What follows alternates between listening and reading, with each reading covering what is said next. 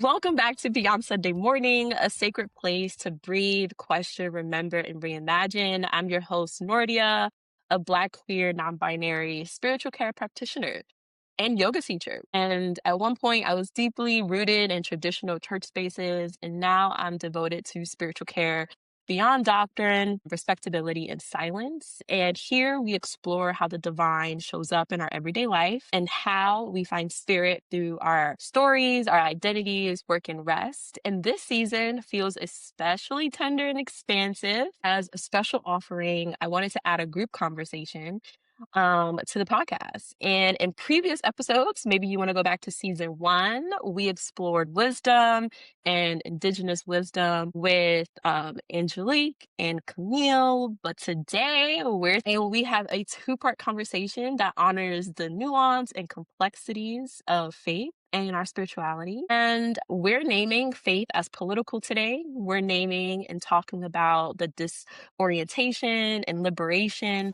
of shifting our belief systems. And we're also exploring what happens when your theology expands in your body and your world expands with it. Hi, guys. Hi. What an I intro. know. Wow. Wow. I had to give it to us. How Yes. are you all feeling today? Mm. Feeling pretty good. Feeling pretty grounded, excited. Hmm. Okay, I, so mhm. go ahead, Camille. I'm just gonna be like fully transparent that like I feel like I'm coming back to like my rhythm. Last night I had like a full like mental breakdown and like Mm, it was like so needed to just like crack open and cry and like really just like feel how intensely I have been feeling. Just like the weight of the world and the responsibility to do more and like also that like capacity wise I can't. And so that's like kind of where I'm entering is like I just feel like the vulnerableness of like when you crack open, those moments. That happens for me at least where it's like I don't realize I've been pushing stuff down or like avoiding emotions sometimes and then it just like comes out and I'm like, "Oh, okay." Yeah, just like very connected. mhm, Again to yeah, just like the watery element of my mhm, empathy. Yeah. And the mm. full moon is not, or is It's not helping. helping. It is helping, I guess. You're feeling like Yeah, the what is it? fullness of everything. Right. Mhm. Oh my god, 'Cause yeah. it's the moon is complete. Yeah. So I feel like that segues us into just our opening grounding question for us. What are some practices that are holding us in this moment, in this time, in this season? You go, Camille. Definitely astrology, as always. But like currently just taking a course that's helping me like really deepen my understanding and of course like connecting it all back to stuff that like comes up for me around how I can grow and what's hiding in my chart and ways that I haven't unlocked expansion yet and things like that.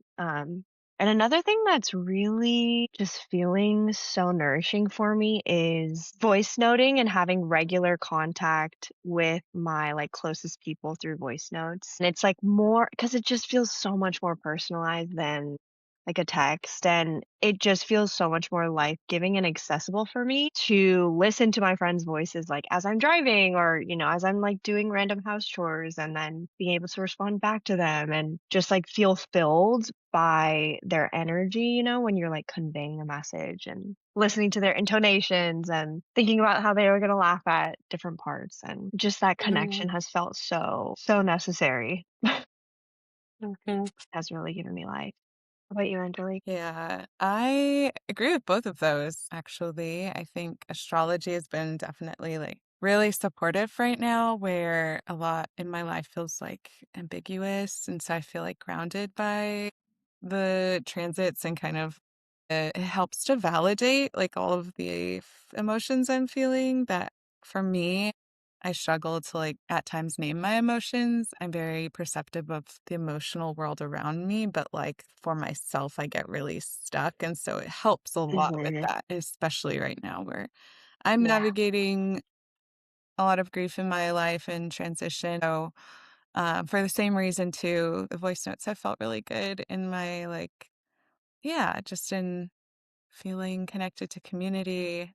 And I also think I have felt myself move more into visibility. And I think that is constantly like a tension for me where I desire visibility and I am like afraid of visibility.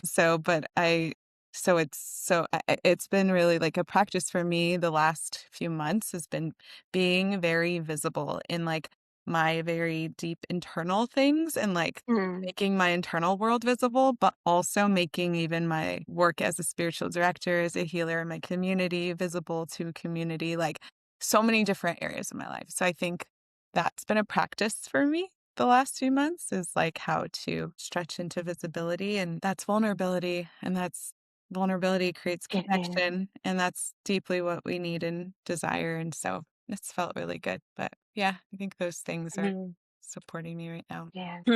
I feel like I'm definitely a deeply embodied person, so I have to move my body a lot, and so I find that, like, lifting weights have been very nourishing to me, and being in the rhythm and tempo of my breath and paying attention to my breath with every movement Mhm. has been really nourishing, and even today, I went on a really long walk, maybe, like, 5 miles, and well, I'm in New York, y'all are in the West Coast, so the weather is changing, and Yeah. so, I've been finding comfort in watching and being present with the blooming, like, the little baby buds are coming, Oh. and they're popping up, and seeing them as they change week by week has been such a, like, rhythm of, like of the wintering, and then also, like, what can and what is available to me. That's been good, and I like thinking about my food.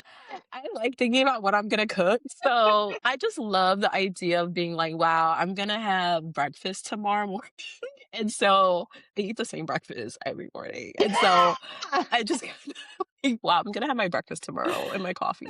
It's like so, yeah, so I think there's something there about what it means to be present, Love that. in our everyday. Totally. Mhm. So thank Yeah. y'all for Oh. that. Um, I'm I'm sorry if like, you wow, where do can we begin? Sorry if you can hear my dog snoring, by the way. He is present with us, That's so and I he's funny. love very it. grounded, so he's sleeping deeply. Yes, River's with us. I'm like, where do we begin? Okay, I'm editing out the silence. That's okay. I'm gonna be quiet. I'm just just mulling The it over. silence It's is okay. good though, too. Yeah, Mhm. yeah. Okay, so all right. All right, spirit locked in. All right, this is where we're gonna go. If I create questions out the woodwork, that's what's gonna happen. But I'm Right. using what is aligned with what we've talked about so far. But this goes to what you shared earlier, Camille, about this feeling of like a call to action and Yeah. but also knowing your capacity and Mhm. time and energy, right? And what that looks like. And so for us, right, when we were starting this conversation, I think a good place to start is maybe like what does spirituality look like in these urgent times for us, right? And how we can call ourselves into our own incubators, right? Like Mhm. not so that's where I'm thinking. That's where I'm thinking we can begin. The question is, what does spirituality look like for us during this Mhm. time? Mhm. Yeah, I think that right now the world is demanding our attention and like there's so many devastating things happening all at once and enraging things happening all at once. And so I think for me when I am experiencing this world in the way that it is because it's like calling me outside of myself and my attention, I immediately feel the imbalance. And this is my Libra, maybe, but also like I just immediately feel the need to go internal and like Mm. be with myself and be with the smaller scale because the larger scale is like so heavy and like tipped. And so Yeah. then I'm like, get in my aloneness, get in my internal world, get in my community, like get in with my closest people, the people where I have trust and I know and I'm like connected. And so I think for me right now, a lot of my spiritual world or spirituality in action, I guess, is in that way. So yeah, when I look at my life right now, it's like I'm very much, I guess it makes sense when I shared earlier, oh, the astrology of like what is happening here? Oh, the voice notes. Oh, the like being in community and being seen in community, like that feels really, really important right now and really nourishing because not because we are powerless to the larger things. Like, I don't actually believe that we are. And not that I think that's too big to focus on because we do need to still focus there. But like, how do we balance that and feel our power while we check in with those other Mhm. scales of things happening in our world. Yeah, I'll pause there. What does that bring Mhm, up for you guys? Yeah. Yeah, I think about how I resonate with that so much and the importance of meeting um meeting all of this like news coming at us with like slowness, like with pause. And that's like feels like the resistance, like with unplugging. And for me, it's so helpful to like remember that this world is so much bigger than humans. And like there's so much happening outside of like just what's happening with people. And to like go outside and like be in nature, to like interact with other beings, like whether it's like brands or the dogs that I live with. It's just like it helps me to remember that this life is just a small piece of like the expansiveness of what's before, what's after. Time is a construct, but then also like what's beyond our world Yeah. and all of that. And it's helpful to actually feel like, okay, it's just like I can be insignificant and like that can help me feel this weight lifting of like how the tool of the empire is to make us feel like this moment matters so much. And if you don't act now, like it's just gonna like everything's gonna go to shit. And like that urgency of it, right? And that and urgency feels just like such a tool of capitalism too and colonialism. And so like really reflecting on how am I approaching liberation movement work, like spirituality, in a way that's like decolonizing the way that I approach. Yeah. And that's like lifelong work for sure. But I feel like yeah, it's like starting with us individually and then it's starting with our communities, literally the people, like you said, Angelique, the people we talk to every day, like that is your community too. And then it's like the people that you live around, right? Or it's the people that you engage with, even if it's just at work or like in regular settings, right? Like at your yoga studios and then we can build out. But I think like starting with what feels like tangible is so helpful in remembering that we each have agency and can be empowered Mhm. in this time. mhm, mhm. Yeah. That Oh, Go ahead, I was Angelique. just gonna say because that at that when you brought up we're in this moment and there's like all the time before and after, and of course, yes, time is a construct, and that's a whole other conversation we could have. I have a lot of thoughts about, but it reminded me of indigenous wisdom, especially for the Lakota tribe and Mm, the idea of seventh generation, and that we do what we do today for the seventh generation because we are the product of what seven generations back had done.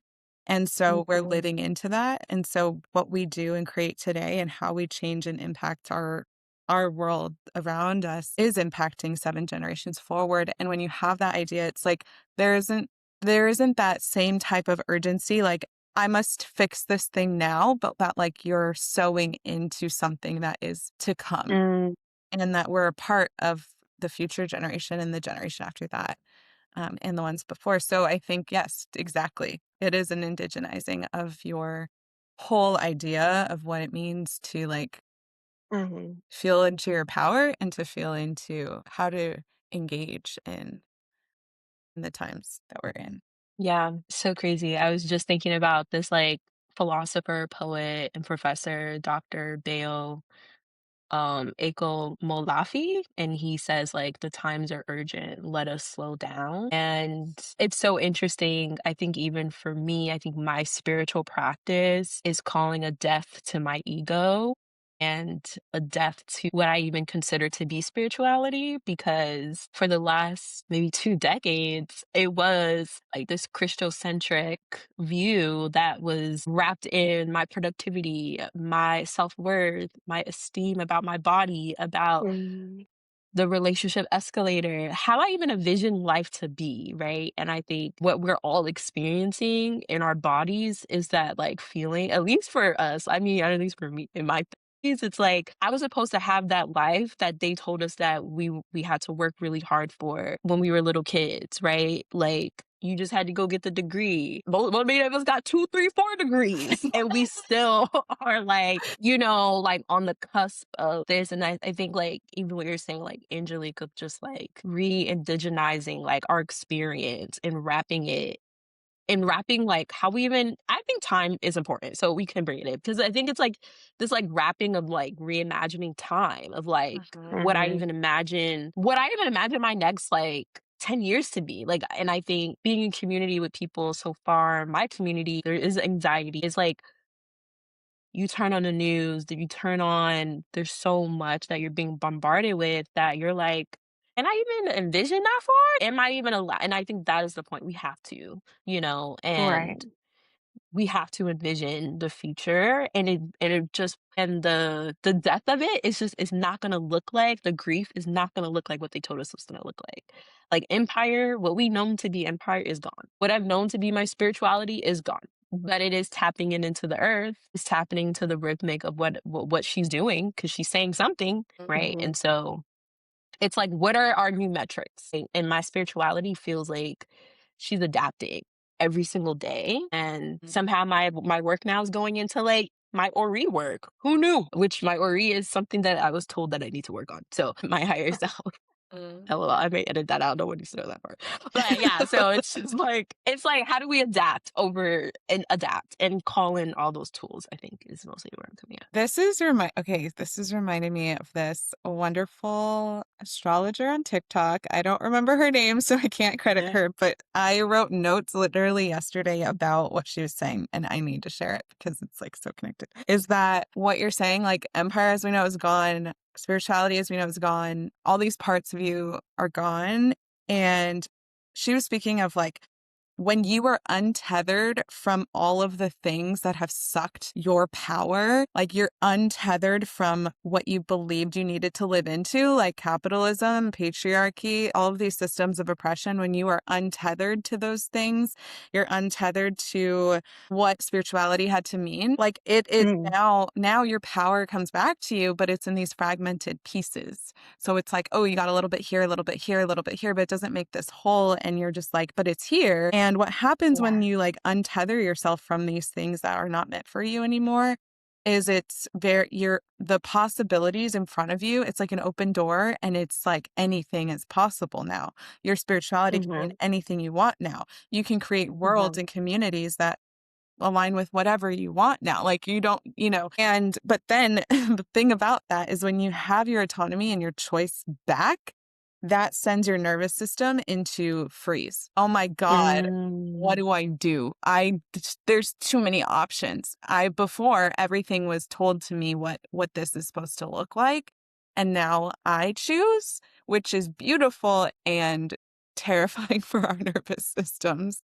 Mm. And that blew my mind. I'm like, I feel that so deeply in so many parts of my life right now that, wow, Mhm. wisdom. Yeah. Yeah. And that is maybe one of the scariest parts of like choosing to step away from the structure of religion and the comfort of the community and the like rules that you knew growing up in a tradition. And it takes a lot of courage to choose to choose that you're gonna put your nervous system through this shock. But I think like for me, I'll just like speak for myself. Like I had to do it. Mhm. Right. And I think we all feel this way. Like it wasn't what was scarier was gonna be the restriction of staying Mhm. in knowing it didn't feel right and like betraying myself. Mhm. That was gonna be the choice that would put me in a life that I didn't want to live.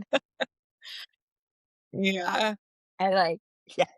I'm like, yes, because I'm like, wow, my faith is my livelihood. Like, and how I understand faith is wrapped up in politics. Like it is a political, like my existence is political, right? Mhm. And like Mhm. and how I understand, and I remember when I came into it, like reading like James Cone, known as like Father of Black Liberation.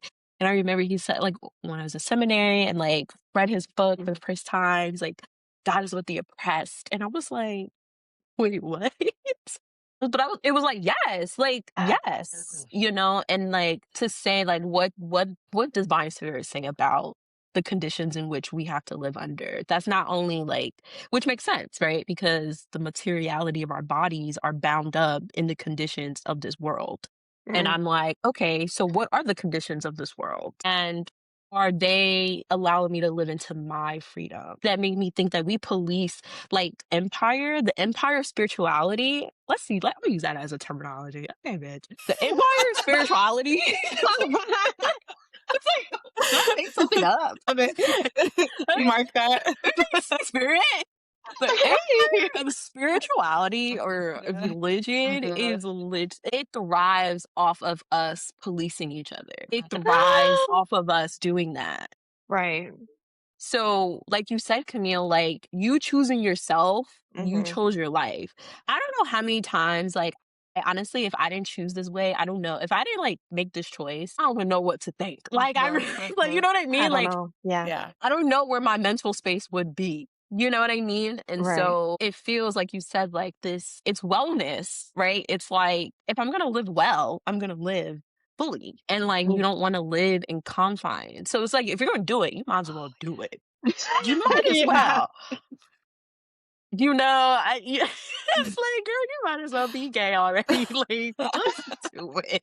You ain't got nothing to hold you back anymore. The church is dying. Now I'm just yapping, but I just think that it goes into like that thing, which we'll edit out. It'll be No, edited out. it's But I think good. it's just like things that you're like, shit is dying. You might as well. Like you've been thinking about it. Might as Yeah. well. Just do it. Just try. Yeah. Like, yeah, it can't hurt more than it's hurting you already. Right. Yeah. Either way, you're going to suffer. And so suffer like by On your way on to. your way to freedom or suffer Yeah. just period. Suffer. Listen, if my good girl Harriet Tubman knew to navigate in darkness, we could navigate with light. Like, that's what it feels like. I'm talking shit now, but yeah, it's just like, We can just end there. If Harriet Tubman can do it, you can do it, bitch. hello. I'm being silly. I'm being silly. I'm being silly. Yeah. No.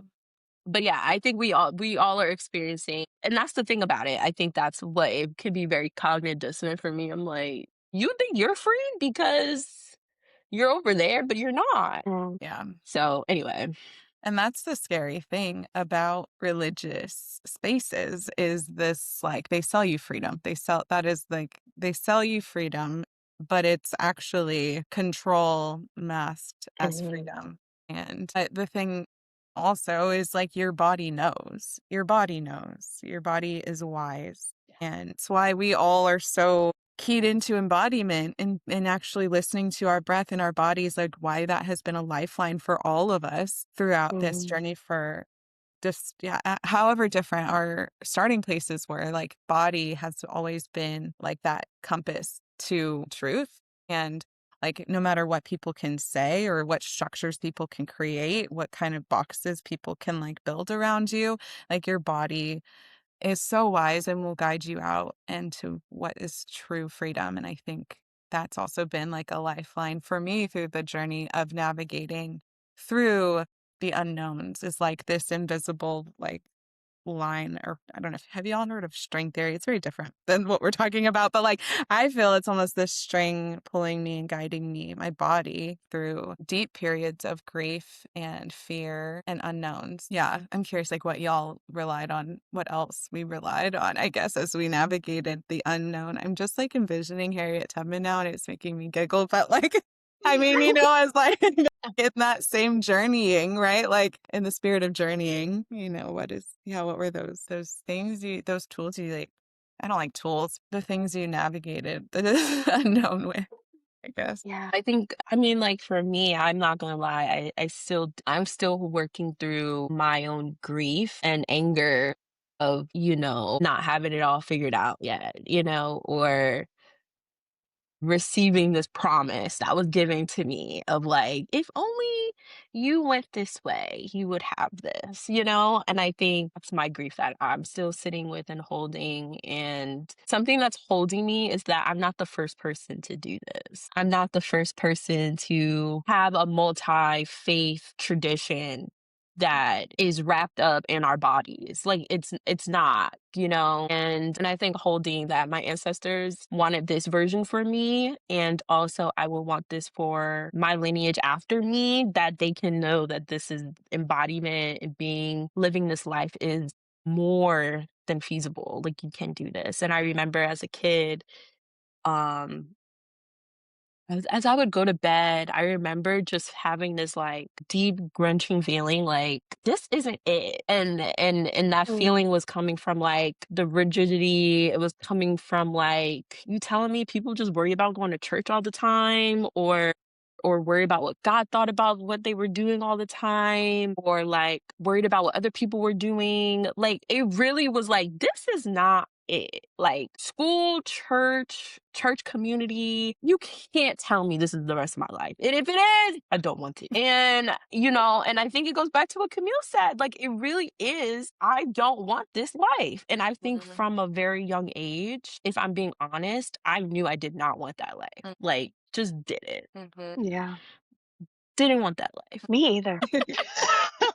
Didn't want Me it. either. And what I think like I got what sucked me in was the community of it, like the friends that I made, the way really like the feelings that were sparked at church camp, and that the connections deep vulnerable connections that I was making with people through this like channel of like the center is our faith, or the center is this connection to religion that we all have. But in actuality, like yeah, when I was like really little, like I didn't want to go to church, I didn't like it, like I didn't, and the Bible was always confusing to me, like, I didn't understand it, and yeah, and just as I was shifting away from, I think my shifts happened for me in, like, chapters, so, like, the first wave of it was, okay, I feel like Christianity is not the only part of my spirituality, and I resonate with this, like, interfaith, like, interreligious identity where like multiple things have influenced me. And then when my grandparents died, really like leaning into like connecting with them through their own spirituality. And I talked about this on our last podcast, Nordia, of like my grandpa was a gardener, and he was like he had a green thumb, and it was like really like a spiritual gift for him in my mind. He was like a mystic in some ways, and like planted, put like crystals in the ground, and just like my ability to like cultivate a connection with like plants really like felt like, okay, this feels spiritual to me. And then it was like, okay, now that I like don't feel as much resonance like with any kind of religious structure, like formal religious structures, then I'm gonna like start to create structures on my own so that it feels like this is like a legitimate spirituality that I can like describe and like tell people so they can like make it tangible in their minds what it is that I believe. And now I'm just like, Fuck it. there's no rules. I mean, there's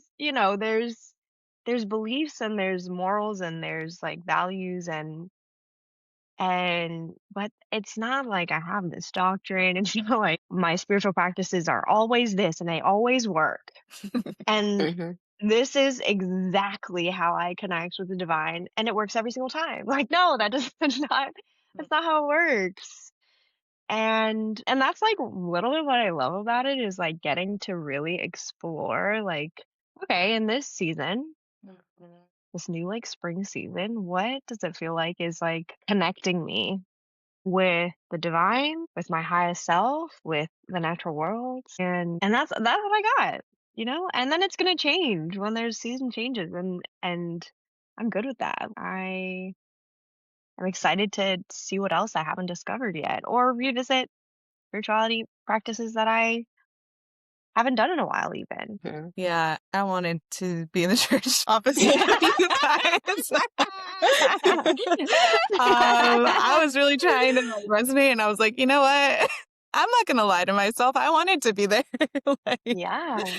I, yeah, I'm sure someone listening will resonate. I think Oh, yeah. I loved being in church when I was a kid, and maybe yeah, I was connected to community. I had fun, but like I grew up in a Pentecostal church. And I remember when I was like 7 or 8, I don't know, they were teaching us in Sunday school how to speak in tongues. And I was like, I am going to do it. I'm going to speak in tongues. Like, I will not leave this room until I speak in tongues. Like, I was so excited to like, I don't think I fully understood that I was like, it was a spiritual like connection thing. I really was just well, I did. I do think I did. But like that stuff excited me and I really enjoyed it. And my parents like on and off would take us to church, but like when I would ask to go and I don't know. I Mhm. just felt like something. But I also think at that point when I was younger, like I wasn't fully aware of all of the oppressive structures living inside the church. I was more drawn to like this weird stuff that like could mean like could connect me to the divine.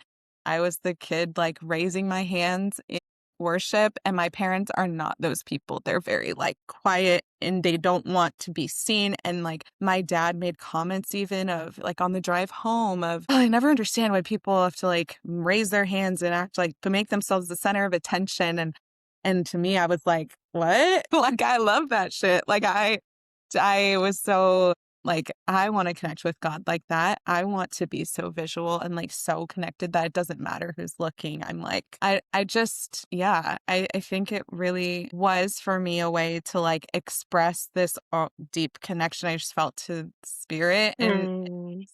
I was more drawn to those, like yeah, those moments and, like, practices versus, like, versus um, the preaching and, like, the theology and, like, the headiness. I was very much more like the spirit and, like, the unseen was really that was my thing. I was really into it, and I loved it. And then, like, when you couple that with community it felt even more juicy to me. But I think, like, for me, it started to feel like this abusive relationship where I got sucked in by like this really beautiful thing I loved. And then, like, the longer I was with this relation, the more it started to show its true colors. And, like, Mhm. well, yeah, you like that, but if you want that, you need to also be down with this. And it's like the more that started layering in, it was like so much of my identity was now laced up in this relationship and in this thing that now I can't easily step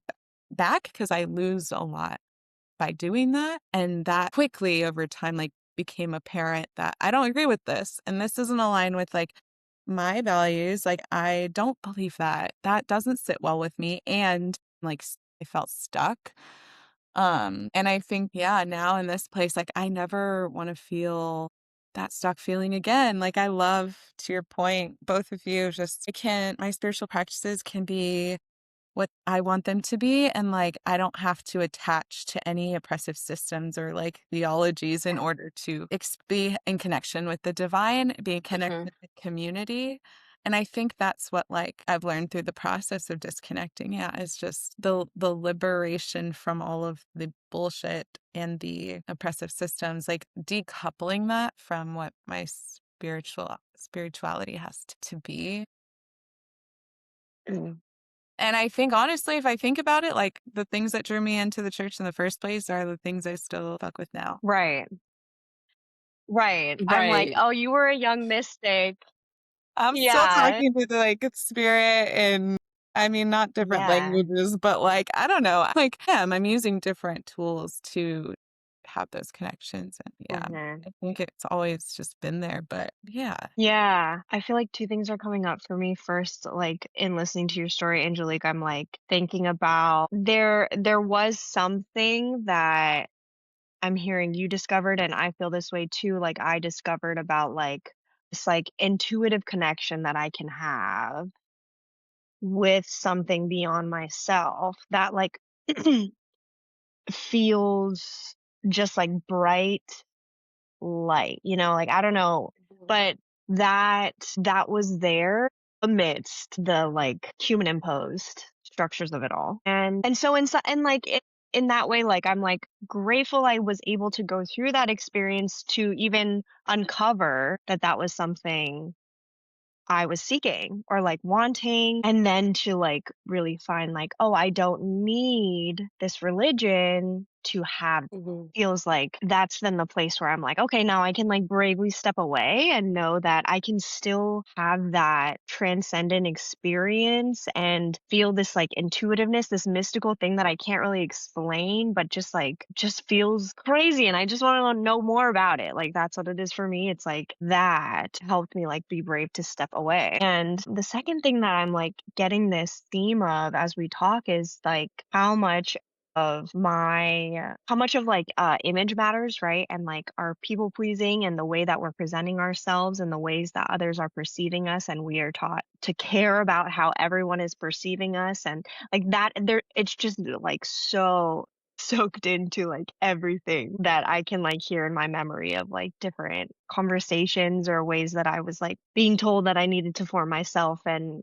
show myself and present. And yeah, it's just I think just clicking for me that that is still a piece of like the healing that I'm doing as I'm Mhm. shedding my people pleasing layers and Mhm. shedding this like fear of being seen and perceived. Like all of those things are so connected to that, just like Yeah. yeah, the trauma of it all. I feel like this image, I love how you like brought that up because the image that was given to me and like most of us is this like white man Mhm. figure floating in the sky and looking at your every action, check, check, check. And, this like in my Mm. body felt so cringe and so off to say that, we are like inherently sinful. The language about our Mhm. lives and the ways in which we choose to show up really like is disheartening to me to think that wow, truly like spirit had like divine spirit has an issue with me being queer is like, that could do to somebody like that's coming Yeah. out of that space. And I know a lot of us like that work, I think for me at least, I will always be doing that work of like for so long I was told, even before I like I like came out and did finally really stepped into my truth, that being a main reason why I didn't want to lean into my authentic self because it's like, well, Mhm. I was told that was bad. Like, so it's like, how do you do that? And then Mhm. to go into depression, like people like don't understand like the work that Yeah. it does to your psycho-emotional world and how it affects your body and the pain that has for you to think like, wow, the way you choose to be in the world is somehow inherently evil is like so problematic. And like honestly, I laugh about it because I'm like, how did y'all Right. even get that? Mhm. Like, it's not even mentioned that much in the Bible, okay? And we went to school for it. So I like it's not even mentioned about that, Yeah. so Mhm. I was so worried about that. Like imagine like thinking like someone's watching over you every Mhm. single day, taking tally marks like, "Oh, Nordia didn't play today. There she go again. She went to go on a Mhm. date." Like that's Mhm. Mhm. like it's just not how you should want to live. Like, Mhm. to be honest, Yeah. it is like Yeah. not how I wanted to live, and that made me really, frankly, it made me depressed at one point. Like, was very, very, very, very, very depressed. Like, very depressed. Okay.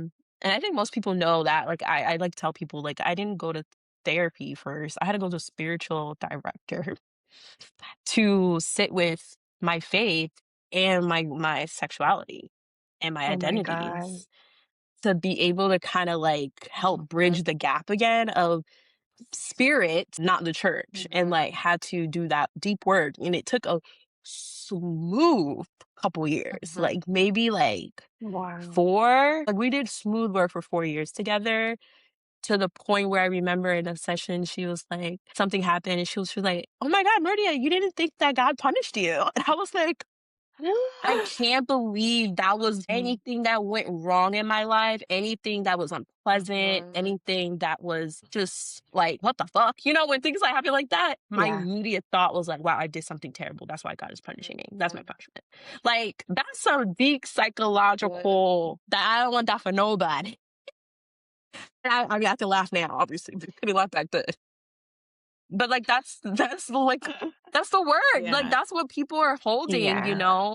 And that's not church, that's, like, our lives Mhm. and subjugation and another form of Yeah. manipulation that, like you said, going back to what you said, Camille, like, it's like, "Get out," you know? You gotta Yeah. get out kinda thing. Yeah. Like, Yeah. Yeah. Yeah. but, like, to Angelique, I love Spirit. Like, I Yeah. knew I love Spirit, you Yeah. know what I mean? Yeah. Like, I love Spirit down to the day I Mhm. die. I Mhm. love Spirit. I love Divine Spirit. That she's my girl, Mhm. you know? And I'm like, I love Spirit, but I hate the church. Like, I don't want Yeah. that, you know? Yeah. Whatever y'all got going over there, I don't like that. But, Mhm. you know, Mhm. so anyway, yeah. It's Yeah. like Well, I think oh, sorry. no, go ahead. You got fuzzy, so I don't know if I'm cutting you off. No, go. What you're describing to me is like the colonization of faith is like that this faith practice being colonized and it being a tool for colonization. Like the things that you're speaking about are the same things that have been done to our people all over the world in colonization and white settler colonization, and that your way of being is evil, that you are less than human if you're not Mhm. looking, acting certain way. And so when you said like even just being gay was bad, like it's not even that it's bad, it's that you are less than human for that experience. And therefore you don't deserve things that every human deserves, like love, care, community, like so many safety. These things, Yeah. because you don't fit into what the like poster child or like the perfect version is, then you are less than. You're not just less than like, yeah, you're not that guy, you're okay. No, you're less than human. And like when we look at colonization, the colonization of like of enslaved people, right? It's like that the difference wasn't just being, oh, you're not as good as white people. It was you are less than human, or you are not human, or you are, yeah, less than human. And the things that are permissible once you are no longer considered human uh, Right. are Mhm. are what they are. And so I think that's also an aspect of it is like when we choose to leave the church or we have these things unsettling our bodies when we're in the church and feeling like triggers in these moments, it's like because we're experiencing the tools of colonization in our bodies. And the fact that we could get out is a miracle because Mhm. it is so in the mind, and it just when you brought up the mind too, that reminded me of that quote of, like, "The revolution will not be televised," but I Yeah. also saw, like, this quote of it's because it happens in the mind. The revolution happens here. It doesn't it's not Ooh. just this, like, thing that we see on TV in a protest. The revolution is happening in your mind, and, like, it makes sense, Nordia. You had to go to extensive care, spiritual care to untangle all of the colonized thinking that was done to your mind and wrapping up your spirituality. Like that is why the work we do as spiritual directors is so important